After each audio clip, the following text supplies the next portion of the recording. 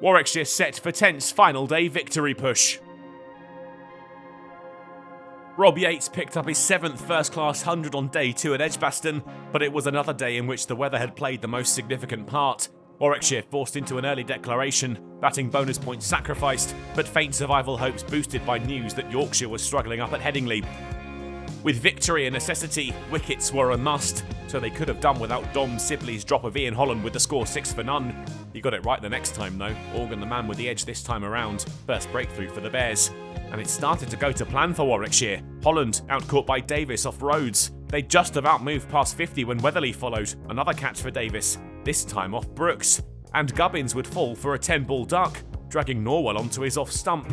They were still yet to bring the 100 up when Ben Brown edged Norwell to Bethel to leave Hampshire 5 down. James Vince ensured that they'd move past 3 figures before lunch, trailing by 150 at the break. A bit of a regroup was needed. Vince and Donald were positive at the resumption, parity certainly not out of reach for a side of Hampshire's batting talents. They were on show early in the session, as Vince pulled Brooks over the leg side for 6 to move to 50 from 50 balls. Donald was batting just as quickly. 4 off Rhodes moved the partnership to 50 from 48 deliveries. Vince produced a trademark stroke to move Hampshire to 150, a sumptuous cover drive, adding 4 more to his total. They were up to 167 when Donald flicked Brooks to Moosley, a breakthrough at just the right moment. Keith Barker would ensure there was no quick follow-up. He and Vince traded shots and ushered their side past 200. The captain was putting together a wonderful knock and probably deserved 100 for his efforts, but would fall too short, caught behind off Briggs. Fuller and Barker remained through to tea, the deficit down to 30. Warwickshire hopes of a first innings lead were starting to fade. They were erased by Keith Barker, the number 8 taking control of the innings with some big hitting. He reached 50 from 98 balls and ploughed on, Fuller taking the stand to 50 with a single off Rhodes. Barker blasted them past 300, Hampshire now in the lead. But he'd fall for 76, caught by Bethel off Brooks looking for another boundary, a top score of the season for the Hampshire number 8. Wheel wouldn't get off the mark, caught behind off Hammond Dalby, and Fuller would leave a bat stranded, caught by Rhodes off Norwell. Hampshire all out for 311, their lead 39.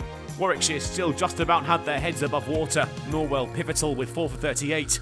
Vince majestic for his 98, had seen the visitors edge in front. The Bears needed to quickly erase the deficit if they were to stay in the game, and they'd almost done so when Yates edged a bat to Vince for 15 to give Hampshire their first breakthrough. And they were still trailing when night watchman Brooks picked out subfielder Tom Prest off Wheel. But Davis and Sibley would move Warwickshire into the lead, past 50 before the close, as Sibley cut Holland away for 4. They'd finished the day on 62 for 2, leading by 23 runs, and still alive. An opportunity had come their way, their destiny now in their own hands, after Yorkshire had slumped to defeat at home to Gloucestershire. The relegation fight goes down to the final day at Edgbaston, and to ensure their survival, Warwickshire have to win with just 3 sessions remaining. It's going to be a tense final few hours of the LV County Championship for the Bears.